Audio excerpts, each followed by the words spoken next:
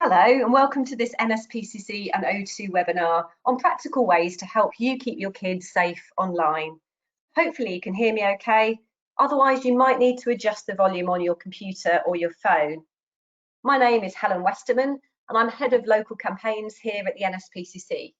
And for the past 5 years I've been working with O2 to deliver parent workshops out there in community settings, schools, businesses and other workplaces, helping parents keep their children safe in their online space.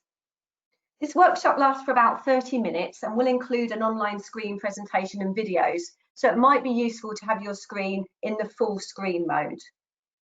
Finally, I'd like to say I hope you find the webinar interesting and informative.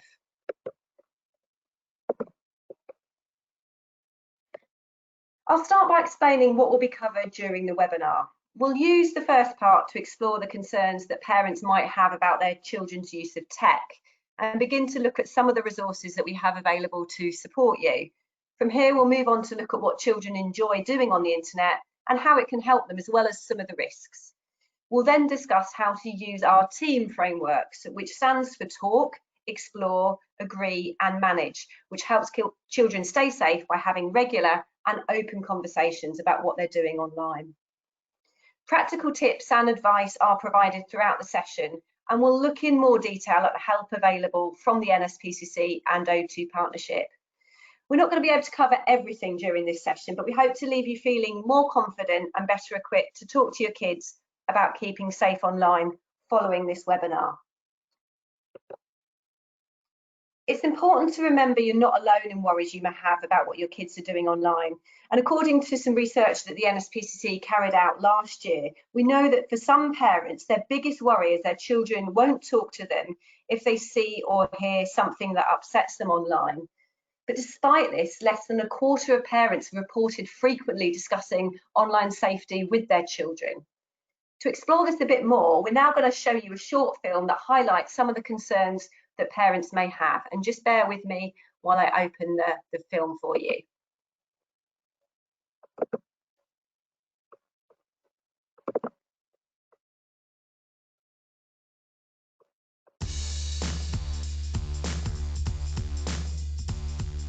I think I worry that their location is easily identifiable. I don't want people to be able to see where they are. It can be quite difficult to keep up to date with all the different changes in keeping certain apps safe. I think if you're not techie yourself, it can be a little bit complicated. And yes, you can go online and stuff, but I think it can be a little bit of a minefield. So I know that I do maybe struggle a little bit trying to keep up to date with it. A major concern of mine is that he'll derive self-worth through social media, and therefore if a post doesn't get the response that it wants, or even worse, it gets criticised, or he somehow feels humiliated by his friends or strangers, I feel that could have a real negative impact on his development. My ultimate fear is that they will be groomed by somebody that they don't know online who pretends to be somebody that they're not. The greatest worry is that she becomes easily led by that person, and they may, they talk her into doing things that she shouldn't do.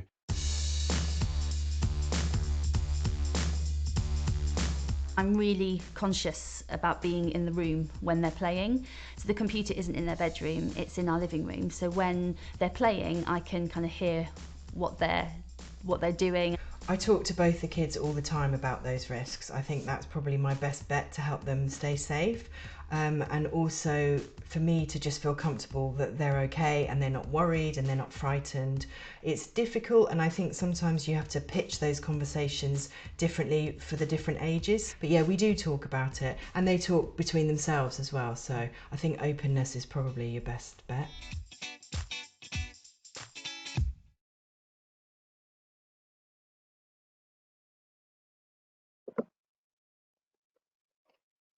So as I mentioned, we've been working with O2 now since 2015 on various aspects of keeping children safe online.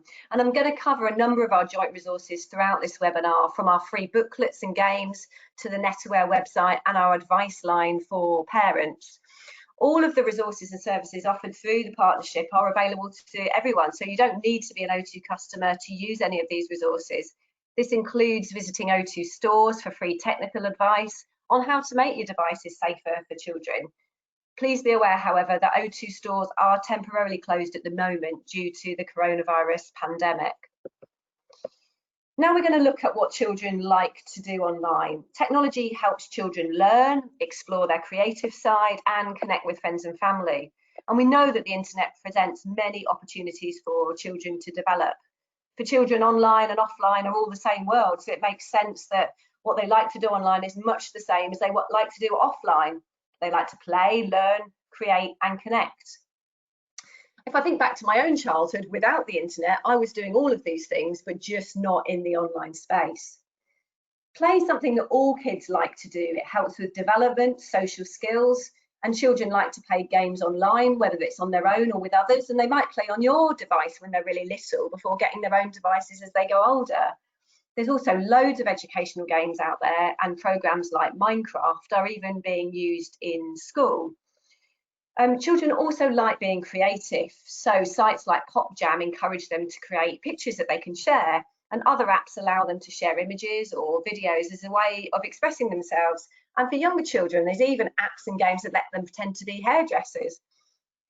Let's not forget the opportunity that kids have to learn online. They like to browse the internet for information, especially if they need help with homework. In fact, lots of homework is now done online, including even in primary schools. And my daughter, when I ask her to look in a dictionary for something, she will always say, well, why, Mum, wouldn't I Google it?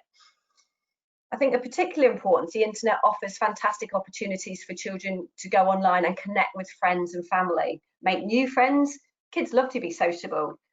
So with all these things to do online, it's not surprising, therefore, that a lot of parents tell us that they worry that their children spend too much time online.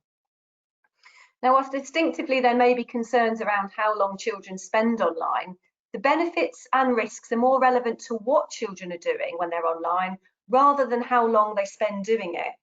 So, for example, if a child spends several hours online researching for a school project, this may be really beneficial for their learning, whereas it can only take a few minutes to start a conversation with someone they don't know on a game that has communication functions. So the best way to find out what they're doing online is to simply ask them. And that's easier, we acknowledge, with younger children. We'll talk more about regular conversations next as we explore our team framework.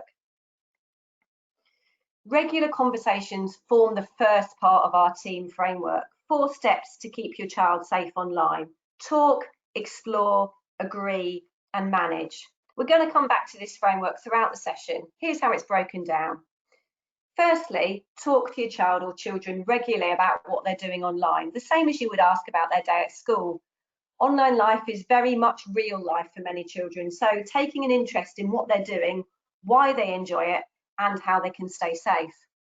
Sometimes as adults, we address online activities when we're worried or annoyed about them, when it's obviously really important to have those discussions when they're balanced.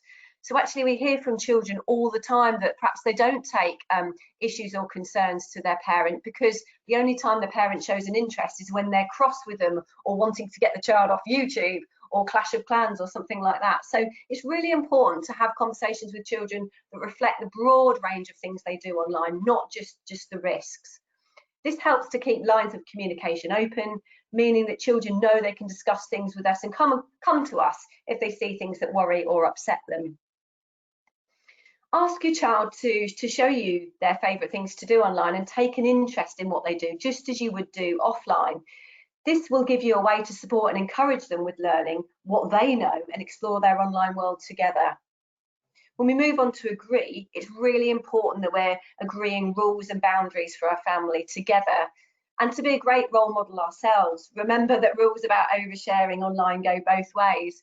And we often hear from children who tell us that they're told not to share where they live or which school they go to, yet their parents have posted pictures of them on social media at the beginning of every school term in their new school uniform, identifying where they live and which school they go to. So being that good role model and leading by example is really important.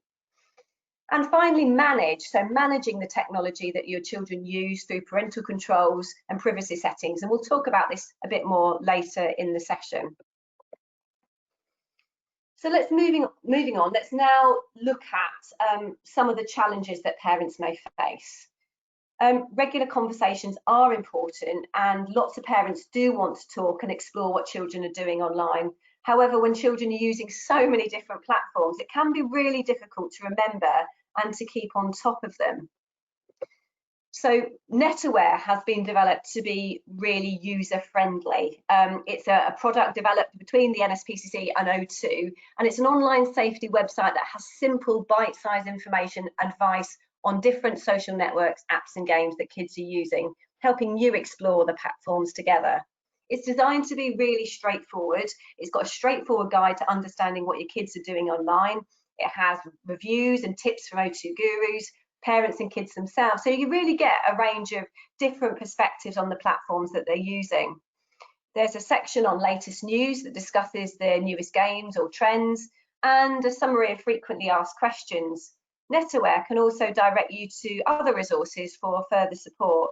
And I personally found this really useful with my daughter when she was younger, coming home from school and asking, can I get this particular app or game? And we'd go on, look at NetAware and read the reviews from other parents and other children. And I'm almost ashamed to say that she was often more persuaded by the views of other young people than me, but actually it worked, because where she saw that young people were nervous or expressing concerns about some of their sexual content, for example, on a game, we were then able to have a conversation about actually maybe now's not the right time for you to have that game or app. There's also a really good online safety newsletter to help you stay up to date on latest trends, and you can sign up for that on the NetAware website. So how do we manage all of the risks? The risks are wide ranging, but generally we think they fall into three categories: what children are seeing, who they're meeting and interacting with, and what they do and say online. So a bit more about their conduct and their digital footprint. So if we look at the first one, what are they seeing? Well, we know that the internet wasn't designed for children in mind, and a lot of content isn't really suitable for adults, let alone children. So it goes without saying they might have come across inappropriate content, and by that we mean things like racial hatred, violence, dangerous advice, encouraging things like eating disorders or self-harm, gambling or pornographic sites. And whatever the scenario, you'll want to decide how best to protect your child from accessing this type of content, reassuring them that if they come to you if they're upset or worried by something that they see online. And the best way to manage these risks is to use the technical tools like parental controls to filter content, which we'll talk about later. But it's also important for you to check out the sites and apps that they're using regularly and to follow the age ratings. You can find these on NetAware. The next one, who they're meeting. Children and young people may chat or become friends with people on social networks or online games, even if they don't know them or have never met them in person. And I know from my own daughter that there's something about wanting to have loads of friends, to be seen to be having loads of friends on particular platforms. And that's really challenging because we want to know that our children are talking and connecting with people that they know in the real world as well as online. Having these kind of informal friendships or being in touch with people that they don't know can make them vulnerable to bullying, inappropriate friendships and grooming, or to someone who may pretend to be a child or young person but isn't. And sometimes the people they know in real life might be the ones bullying them or asking them to do things that they don't want to do. We think that the best way to manage these risks is to talk to your children about what constitutes a healthy friendship, discuss who they're friends with online, how they choose their friends, and what information they share with these friends. Remind them that if anyone makes them feel sad or worried or upset, that they can come and tell you. Reassure them that whatever they're worried about, things can and will be done to help. Remind them not to respond to messages and to use the blocking and reporting tools. Children can also get support from Childline, which we'll cover later in this session. The final one, do. So around conduct, parents are often worried about the amount of time children spend online and how much is too much. And children can put themselves at risk through their own behaviour, not just through too much time online, but they can also overshare personal information or photos, e.g. sexting. They can bully others, sometimes unintentionally, and they can even run up large debts by not realising they were spending real money, or that they may make inappropriate comments or statements themselves, which may affect their own reputation or relationships. The best way to manage these risks is to agree rules and boundaries with your children, whether it's the time they spend online, what they share, or how much money they spend. Help with understanding the possible consequences of their behaviour is also really important. Use the technical tools like passwords to manage and protect, and to set a good example with your own online behaviour. Role modelling, as mentioned before, is really important. Think about boundaries you can set for yourself as well, such as images you share of children and posting comments online. Agree these together, because children often are really unhappy when we, as parents, posted pictures of them that actually they haven't given their permission for. The nature of the internet means that the risks children face are constantly changing, so keep talking to your children and stay up to date with what they see, who they meet and interact with, and what they do and say online. So all of this can feel really daunting for us as parents, because we know that children are doing all of these things and more, and it's sometimes really difficult to know how to respond. And right now you might be feeling that you're one of these things. You might be at either end of the spectrum, or you might be in the middle. We know that actually being at either end of the spectrum can cause some problems, particularly as children grow up and they're trying to kind of learn their own way to navigate their online worlds. So we want you to come away from this session feeling confident to have conversations with your children, and confident to know where to go for advice and support, and confident to agree rules and boundaries with your children about what you all do online together. So think about where you are now with your children, and maybe moderate that as they grow older and mature and become more responsible online. Keeping up to date with changing technology can be challenging, and helping your child stay safe online can sometimes seem really hard, but it's important to take on the challenge and treat it like any other parenting task. It's really okay to be worried about your child's online safety, and help is at hand, which is why we're here.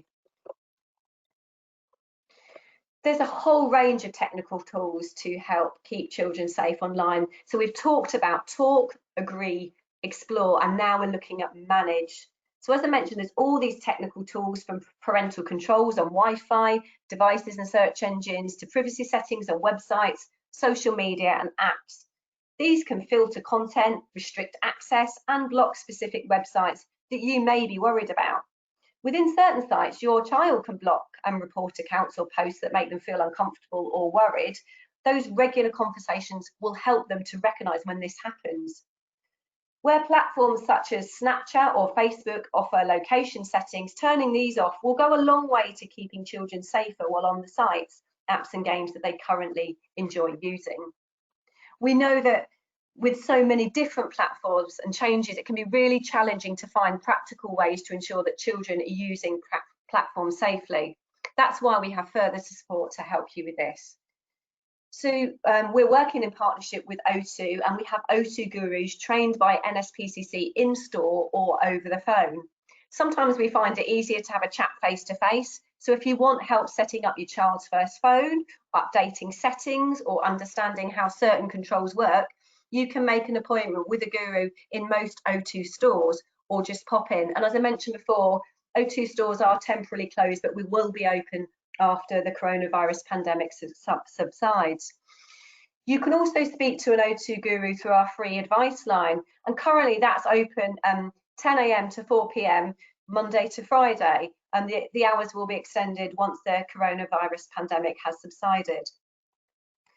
Both services are open for everyone to contact, not just O2 customers, and they offer a really great non-judgmental and supportive approach to helping parents with all sorts of technical questions. With my own daughter, we went into an O2 store when she wanted to have her first phone, and the O2 guru sat with her, talked about parental controls on privacy settings, and made it almost sound cool, so that she was really happy to have those things installed. And every year we've gone back and she's had the conversation with the guru in store about how she can tweak the settings, the parental controls, etc. as she gets older. They make it seem kind of natural and part of having a phone, and that's really helpful for me as a parent who sometimes gets accused of wanting to watch what she's doing a bit too closely. So they have that really good way of engaging with children and families, and it's a really helpful service. Remember, technical settings are not a fail-safe way to limit content. These go hand in hand with speaking to your child regularly about what they do online. Essentially, technical settings are one part of the overall approach involving regular conversations. So far, we've covered a range of tools and services to help you keep your child safe, but it's important to remember that if your child needs to reach out for additional support, Childline is always here. There's a wealth of support available on the phone, online, anytime for children with any kind of worry or concern. We know that in many cases our children will come and speak to us when they feel upset, but sometimes they do just need that bit of extra support to find the right words and confidence to speak out. Childline is a service just for children and young people to explore their worries in a safe space. The service is confidential, except when there's deemed to be a serious risk to the immediate safety or welfare of a child. We know that for many children, they feel comfortable coming to Childline to talk to about issues that they might face online when they don't feel able to talk to a parent or carer. Sometimes they tell us that they're worried about a parent or carer overreacting or taking a device away, or perhaps a parent going into school to try and sort something out. So we'll often run through what they're going to say to a parent or carer with a Childline counsellor, almost as a practice run. As well as on the phone or web chat 24 hours a day, the Childline website has a series of advice pages for children around online safety. There are also message boards which are moderated by the Childline team for young people to discuss anything on their minds with other young people. We've spoken a lot about having conversations, which can feel daunting sometimes to start, and to help, O2's developed Parents versus Kids, a free online safety game to open up discussions between parents and their children about online life. You can play a full game of Parents versus Kids either online via phone using Amazon Alexa, or you can go on the O2 website. It's a great way to launch those discussions about online safety with your children. I'm now going to show you a short film by Jerry Horner, who's an ex-Spice Girl, and she's using Alexa to launch a conversation about online safety with her daughter Bluebell. Please bear with me while I show the video.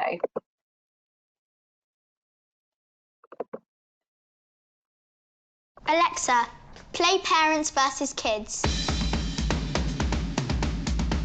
How old should you be to use Snapchat? I think it's 13. Is it not 13? Is it 13? Correct. In 2017, what was the most popular Google search? Meghan Markle. Meghan Markle what though? Just Meghan Markle. Instagram, Snapchat, Twitter. Ah! The internet. What is a VPN? PAW. Parents are wicked. It's from the 90s. Please. I think it's the left. Your left. Or your right. I don't know. You don't know, do you? Yay! That's in the olden days. If the internet, you had to dial in. Wow. What is the gram? Oh, you say Insta, but some people say the gram. Am I not cool? I can't think of anyone else I'd rather lose to. I can't think of anyone else I'd rather be.